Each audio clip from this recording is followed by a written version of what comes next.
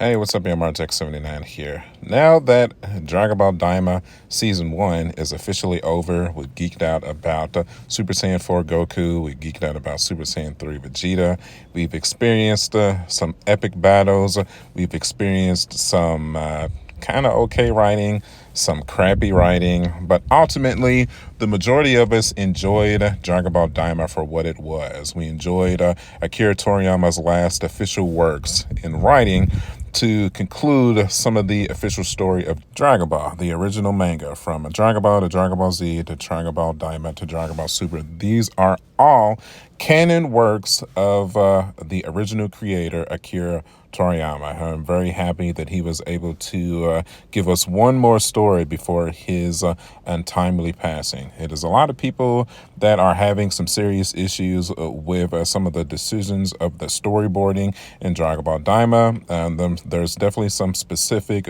big ones that kind of have some issues that I want to cover today. This is no way and all in saying that I hate Dragon Ball Daima, that it's a bad work, but when it comes to the story of the overall manga, I think we need to cover some of these big issues that could potentially ruin the canon work of the story. Now, that's definitely not saying that we couldn't just eventually get a season 2, but, just for conversation's sakes, just to, entertain myself, hopefully y'all, let's just get down and talk about them.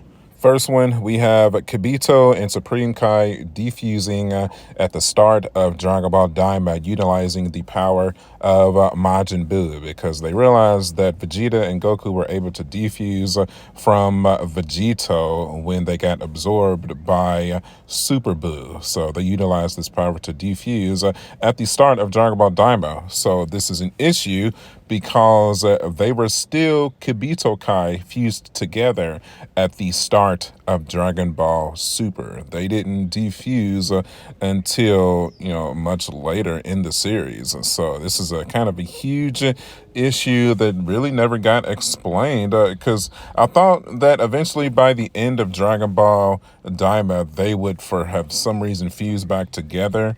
I guess in the storyboarding, there was just no logical way to find a reason to fuse them back together, especially with Goku and Vegeta and Piccolo doing the majority of the fighting.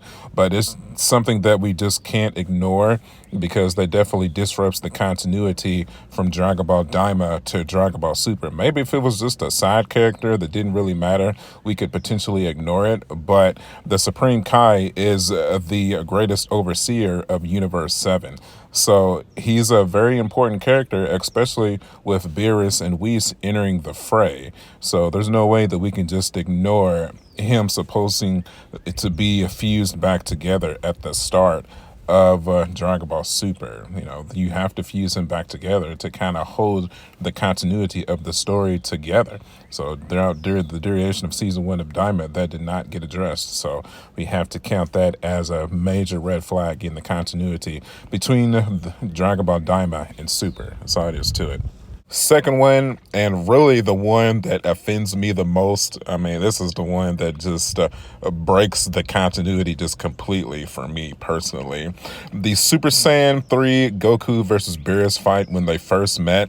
He flat out told Beerus that was his strongest form. He didn't have any stronger forms after that, because Goku himself, he tried to fight Beerus in his Super Saiyan form and his Super Saiyan 2 form, and Beerus flat out was like, I can sense that you're holding another form, at least one more. You need to go ahead and bring it out if you want to survive this next encounter. So, Goku brought out Super Saiyan 3. When, of course, we figure out in Dragon Ball Daima, was Goku really holding out a Super Saiyan 4 form? Did he really have that from Beerus? There's no fucking way.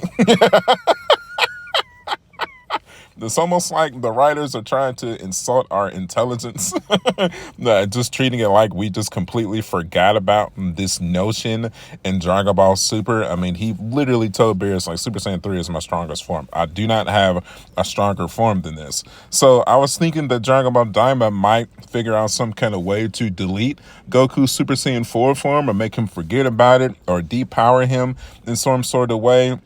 It kind of made sense when Nevu gave him the upgrade in power, which is what I originally thought happened.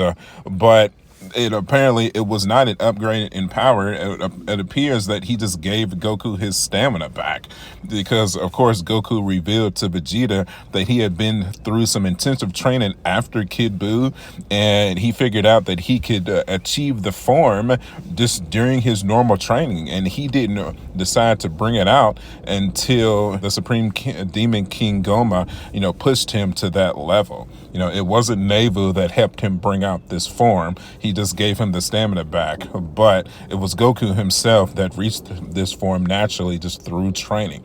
That's insane.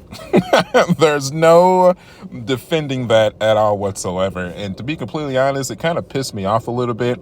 Of course, I love the Super Saiyan 4 form. I'm so happy that Akira Toriyama decided to make it canon. But there's no denying the terrible storyboarding and story writing that is surrounding this issue right here. Listen, I loved Dragon Ball Daima for what it was. It's the last official works of Akira Toriyama. But if I'm looking at it from a Dragon Ball historian standpoint, I certainly agree with a lot of the issues that is plaguing it. It's just, if I look at it from like a kid standpoint, I'm just going to have fun with it regardless of no matter what.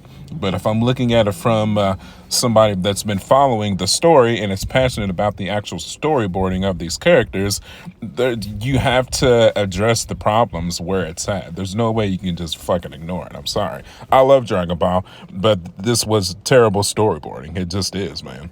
Final one I want to cover, and another big one at that, we have Vegeta losing complete control over Beerus slapping Bulma and achieving a Super Saiyan 2 form that was supposedly stronger than Goku Super Saiyan 3 and attacking Beerus with it, even though somehow he was able to have the Super Saiyan 3 within his inventory during the duration of Dragon Ball Daima, because it would appear that he also went through some intensive training after Kid Buu and was able to achieve the form through training. And us as fans, you want us to believe that Beerus slapping Bulma, Vegeta, even though he lost control, he was in his natural state, and him losing control, he immediately jumped to Super Saiyan 2 in his uncontrolled state as he was attacking Beerus. It makes no sense, if you're going straight full power, why wouldn't he go to his Super Saiyan 3 form if he lost complete control with his anger and his power to go and attack Beerus with it? It makes no sense in the continuity. In my opinion, it never made sense that Vegeta's Super Saiyan 2 form supposedly surpassed Goku's Super Saiyan 3 form. It just didn't make any sense. They were always too close in power. If we consider the multiplier of the Super Saiyan 2 compared to the multiplier of the Super Saiyan 3, it never made sense in the old school continuity of those power jumps. And now them saying that Vegeta always had Super Saiyan 3 in his inventory even when they fought Beerus, it completely destroys the continuity between Dragon Ball Daima and Dragon Ball Super. It just makes no sense at all whatsoever. I'm sorry. I can kind of see maybe an argument stating that since Vegeta lost complete control, maybe he didn't have any control of what form was used during this battle. But as the battle continued on, we see Vegeta start to regain control of himself. It was only the initial explosion of anger and power that caused him to go Super Saiyan 2. But once that battle continued, why wouldn't Vegeta immediately go to Super Saiyan 3 when none of his attacks from Super Saiyan 2 were working? That makes no sense. And then even after the accumulation of that battle, Vegeta told Goku that his Super Saiyan 2 form somehow surpassed his Super Saiyan 3 form in that moment from Beerus slapping Bulma. So it just makes no sense. I'm sorry, it's stupid, bro. I once again, take my words with a grain of salt. I love Dragon Ball Daima. I enjoyed it for what it was. I didn't like every episode, but the last 3 or 4 episodes were part of Dragon Ball royalty, in my opinion. But when you really start to look at it from a Dragon Ball historian standpoint, it's stupid, bro. It's really, it just doesn't make any sense. That's all it is to it. Now, there are ways that you could potentially fix this timeline. Like I said, first thing, just do Dragon Ball Daima Season 2, and you could easily explain some of this stuff away. Do I think they're going to do that? No. Even if they decided to do a Dragon Ball Daima Season 2, I still don't think they tackle any of these canonized issues at all. I think they just develop a whole new storyline and just go from there. I've been following this anime long enough to where sometimes shit like this just does not get addressed. They've come to the point where they know they're going to watch it regardless of story issues whatsoever. So sometimes it gets ignored, sometimes it gets addressed. And at this point in time, I don't think they're going to address it. They could also go like a Marvel Cinematic Universe multiverse plot as well. Just establish that Dragon Ball Daima and Dragon Ball Super exist on two different playing fields, kind of like Spider-Man No Way Home. We have the three different Spider-Mans. Maybe somehow in the timeline, Trunks developed a new timeline from Kid Buu, and this is what we got. We have one timeline where Goku developed the Super Saiyan 4 and Vegeta developed Super Saiyan 3, and the other timeline we have Beerus showing up after Kid Buu, and our warriors are figuring out the god powers up to and leading into Ultra Instinct and Ultra Ego. So it'd be an accumulation as well. I think I would prefer that one more so than anything else. I think that would be super cool. Kind of like how after all these years we just deduced that Dragon Ball GT just exists in a different timeline than Dragon Ball Super. And listen, I know what I'm saying here might seem kind of crazy. I mean, in my review of episode 20, I told everybody to just accept the issues with the canonization and just be happy that we got canonized forms of Super Saiyan 4 and a canonized form from Vegeta, Super Saiyan 3. Listen, that was the heartfelt Dragon Ball fan in me speaking. Now I'm speaking with my Dragon Ball mind 1000%. And of course, this is not the first time Dragon Ball has experienced some serious issues with the canonization. I mean, for God's sakes, at the beginning of Dragon Ball Super, we were told that Beerus was using 70% of his power against Goku, who was at just the regular Super Saiyan God, where come to find out, I mean, Goku hit way new levels of power after that fight, from Super Saiyan Blue to Super Saiyan Blue Kaioken to Ultra Instinct to Ultra Instinct Mastered. And now we're supposed to believe that Beerus still somehow outclasses him and Vegeta at every turn of power.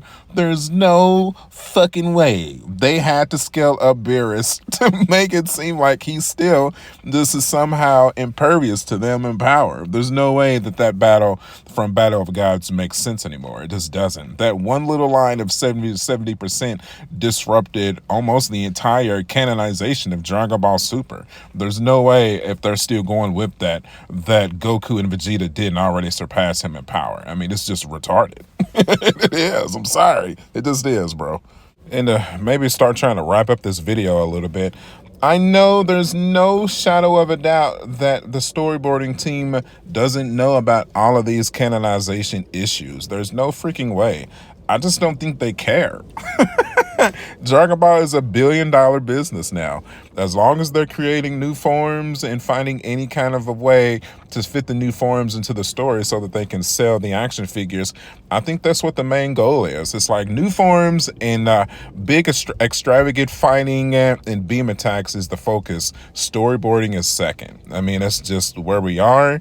And society now, when it comes to specific animes, Dragon Ball in particular, they're going to do what's going to make them the most money first. And from a story perspective, they're going to focus on that second. As long as the story is good enough to kind of keep us engaged, I think that's what the focus is, man. I mean, that kind of sucks a little bit, but it is what it is. If they would have given us a really cool story without a new form, it wouldn't have hit as hard because you don't have a new way to sell figures. You don't have a new way to get new kids involved. I mean, that's cool for old school fans, but you got to look at it from the perspective of trying to garner new fans to the franchise. I mean, that's just where we are, man.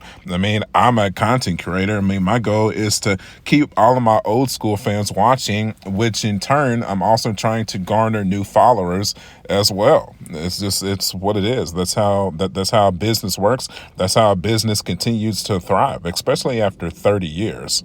I think the biggest point that I'm trying to make here is that Akira Toriyama's original manga and story of Dragon Ball ended with Kid Buu. It ended with Goku going to train Oob to prepare him to be the new protector of Earth. That is where his original story ended. I think from this point, everything after that was just extra credit, man. I think just everything from that point moving forward, it was just, dude, this is just extra. You know, this is an old man trying to continue from his story that he wrote back in the 80s, early 90s. So it's like everything else new, man, he's not going to remember at all. And especially once you get a storyboarding team of like 50 to 100 people, man, it's difficult, I guess, to keep all that stuff in order, especially when the focus is just trying to make a buck and trying to just garner new forms and powers and make cool fighting scenes where just storyboarding is second. It is what it is, dude. I love this anime. I always will. And I will always care about its continuation until I'm not on this earth anymore. But that's definitely not saying that it doesn't have its issues. It's not perfect. Point blank, period. And I think that was the main point I wanted to make with this video. Hopefully you enjoyed it. If you did, you know what to do. Hit that like button. I'd really appreciate it. If you want to follow more Dragon Ball content just like this, you are already in the correct spot. Just make sure you get subscribed. You can follow me at youtube.com/marjack79. I am also on Facebook, Instagram, and TikTok. Make sure you leave a comment. Are you disrupted with the canonized issues in Dragon Ball? Do you not care about it? Do you let it bother you as much as it kind of bothered me a little bit?